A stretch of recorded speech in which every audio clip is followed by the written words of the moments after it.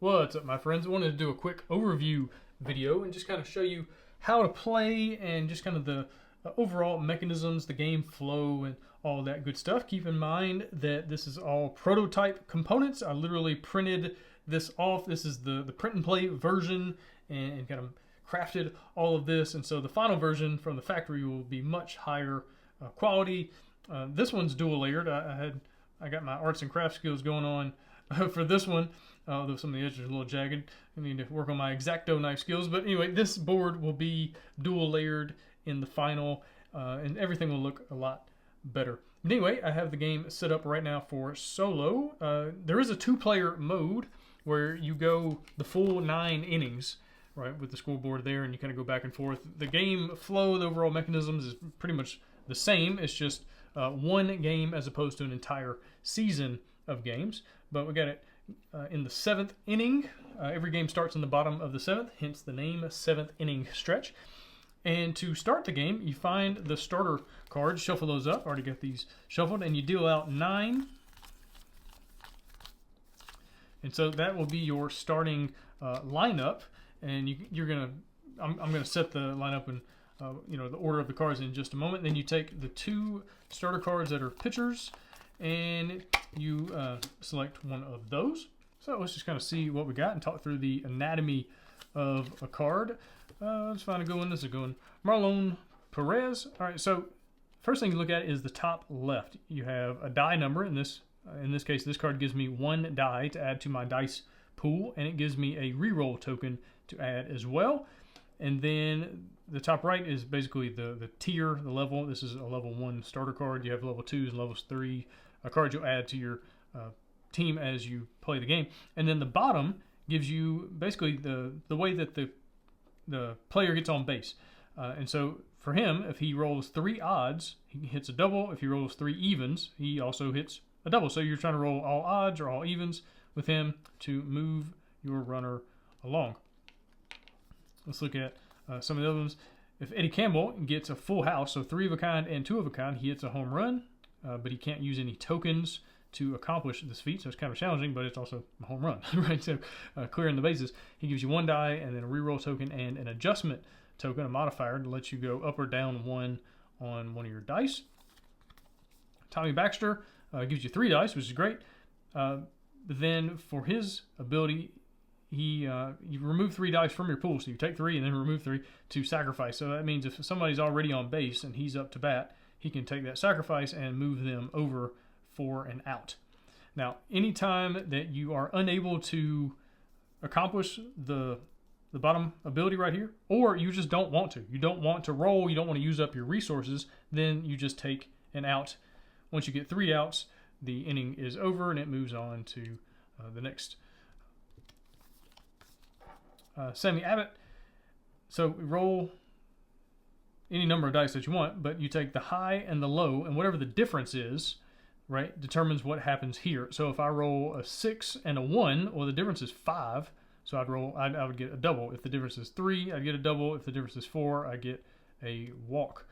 So kind of an interesting card. Lets you do some different things. For Rashawn, if I get a sum of an 8, so if I roll a 5 and a 3 or a 4 and a 2 and a 2, then he gets a single. Xavier is kind of interesting.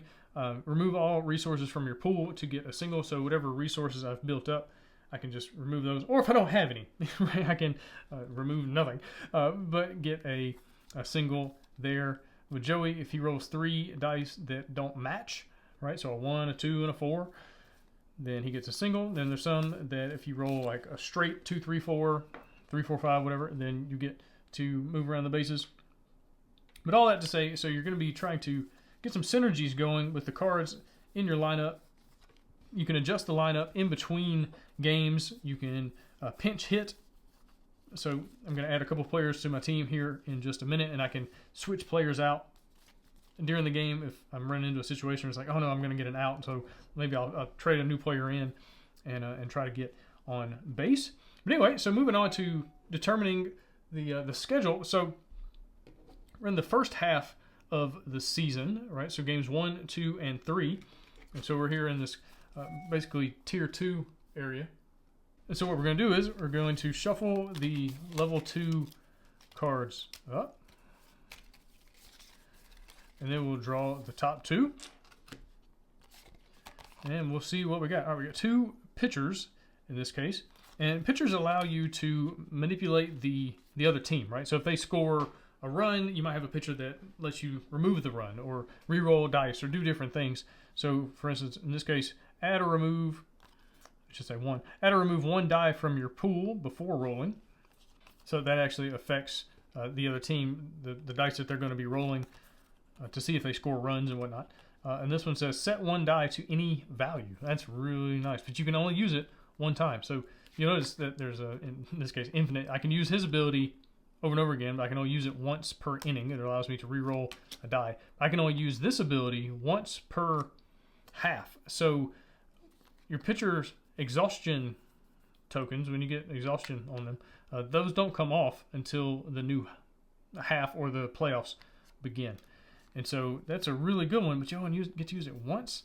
So I think I'm going to take Billy Barrett here. Although something else to be aware of is whichever card I don't take, that becomes the opponent that I'm going to face here in this half of the season. And so it's that kind of, well, you know, this is really, maybe I want to take this card, but I don't want to play against this opponent. So you kind of have to think through which team you want to play against and which card you want to take. But I think I'm going to take this pitcher, Mr. Billy Barrett. I like his last name. Sounds good to me. And so that means I'm going to be playing against Florida in one of the games in this first half. And then I'll do that again a second time and then a third time, and that's going to give me 3 players to add to my team and set my schedule for the 3 games I'm going to be playing in this half. So I'm going to do that real quick. All right, so now I've got my 3 new players, and I'm going to be facing Florida, Colorado, and San Diego in this particular half of the season. And then after these 3 games, then I would do this again, where I would add 3 more players to my team and then figure out the other 3 teams on my schedule. And then if I happen to make the playoffs, then you have to get at least 3 stars. So if I win a game in the first half, I get 1 star. If I win a game in the second half, I get 2 stars. I have to get at least 3 to make the playoffs. And then I would do this again thematically. So right now I'm basically in spring training where I'm adding players to my team. And then right before the second half is the trade deadline. And so you're adding players to your team. And then right before the playoffs, you're getting some players off of injured reserve. So there's some guys that have been hurt, and then you're adding players to your team for that final playoff run. And then the more games you win, the more stars you earn, the more you get to basically manipulate your playoff run. And so different things are going to happen. You're going to have these cards that come into play that affect you in different ways. Home field advantage can be up for grabs. And so the more stars you have, the more you can manipulate things. You're basically buying home field advantage. You're using stars to kind of purchase a better odds and change the team that you're going to be playing and things like that to make it more likely that you can win the championship. But anyway, that's the playoffs. We're not going to worry about that right now. Right now, we're going to be playing against Florida. These cards can go away. We don't need those. These cards wouldn't come into play until the second half, so we're going to put those over there. Got our pitchers. I'm going to put them here. And now I need to determine my starting lineup and kind of figure out who is going to hit when. Now, normally you would go 1 through 9, just kind of in a row, but for the camera's sake and the angle, I'm going to kind of put 5 and 4 and have 2 different rows. And so I'm going to figure that out real quick and be right back. All right, so there's my starting lineup, and then I've got a pinch hitter up here.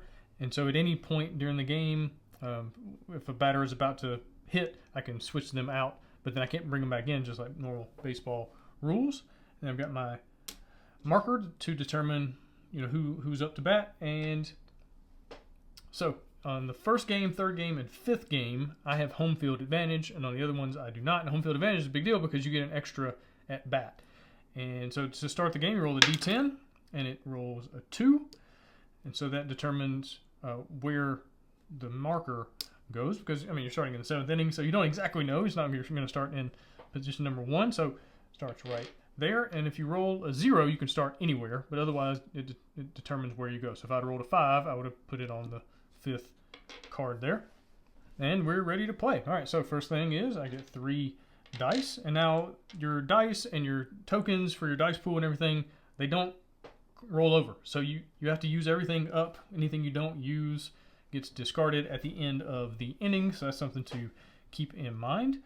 I'm just going to take the 3 dice, and he could do a sacrifice, but nobody's on base. I'm just going to take an out right there. So he gives you a lot of dice, which is great, but then he's pretty much an automatic out. That's just kind of the way it goes. And so we're going to move on to Joey Hughes, who gives me 2 dice. Now if I roll those, I need to get 3 dice that aren't the same. So it could be, 1, 3, 4 or something like that. All right, so I'm going to roll 3 dice for him. And they are all different, 3, 4, and a 6. So he gets a single. Moving on to Xavier Kelly. It says remove all resources from the pool. I don't have any, so kind of an automatic deal. Well, now I have a runner on first and second. Moving on, I'm going to get a die and a reroll token and a modifier, an adjustment token. And these are finite. You can, if you're hoarding them, then you can't add any more, right? So there's only a certain amount. Is something else to be aware of. He needs to roll a full house, so 3 of a kind and 2 of a kind. It's probably not going to happen on 3 dice, so that's going to just be the second out of the inning instead. And then moving on, get another die here. So I need to roll 3 odds or 3 evens, and he will hit a double. And so I got a reroll, I got a modifier. So I'm going to roll 3 dice. I could roll 4. I'm going to save 1 for Louis here because he needs to roll 2 to be able to get a hit. And so let's try to get 3 odds or 3 evens.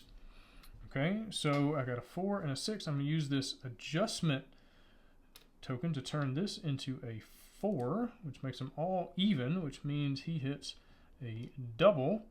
And so that's going to go 1 there. And so he's going to come home, and then he's going to go to third, and so that's 1 run scored. And moving on to Louis, he gives me a die and another reroll, and so I need 2 evens. Okay, well, that didn't work out, so let's reroll both of those. Oh, couldn't quite get there. Couldn't quite make it. And so I'm going to score a run total, but that's going to be the 3rd out of the inning, so it'll be Rashawn's at bat next inning.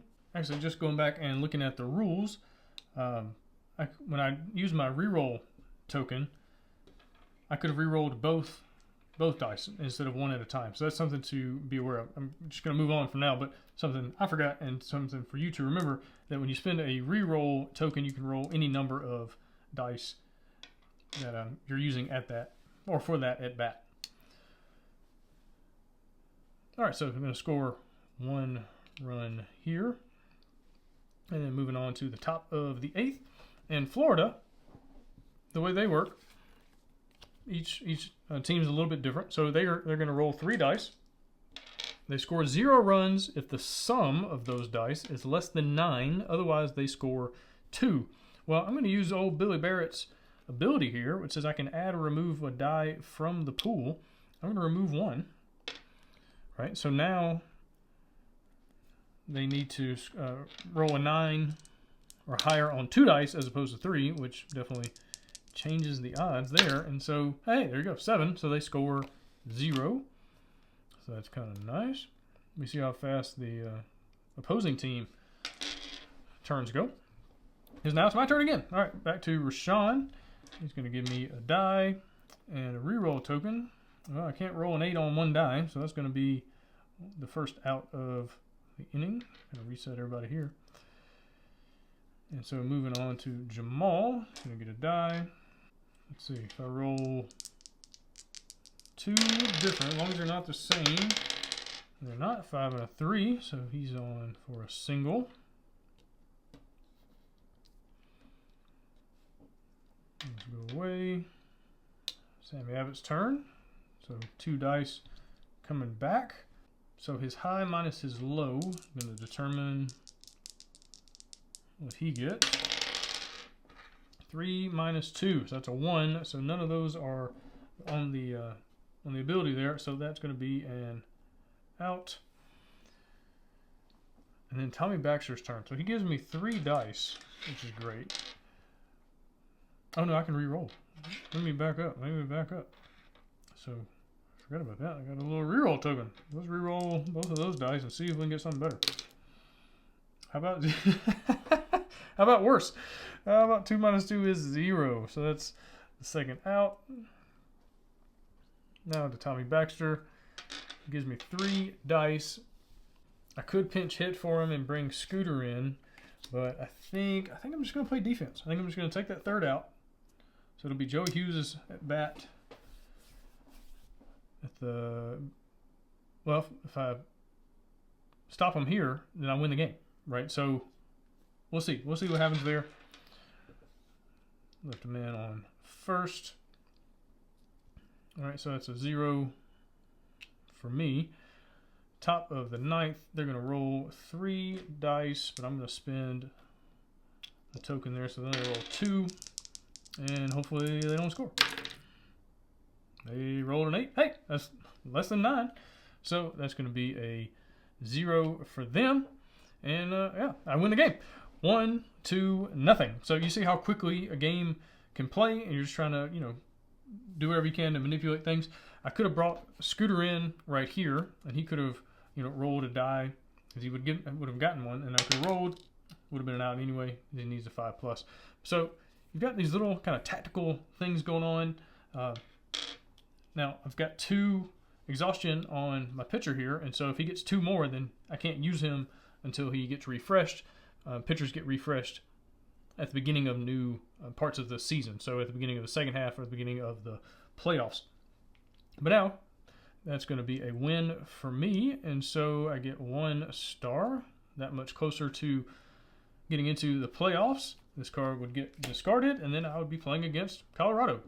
But hopefully that gives you a really good breakdown and understanding of how the game plays overall. I'm a big fan. Obviously, I wouldn't be publishing it if I wasn't a fan of the game, but I just love how it brings baseball to life and how the mechanisms and gameplay just marry right up to the theme. The scores they're pretty much always baseball scores, right? You're not going to have a game where it's like 33-25. Like it's always going to be 3-2, 5-4, something like that, where the scores are baseball scores and it's very tight. It's very close games pretty much every single time.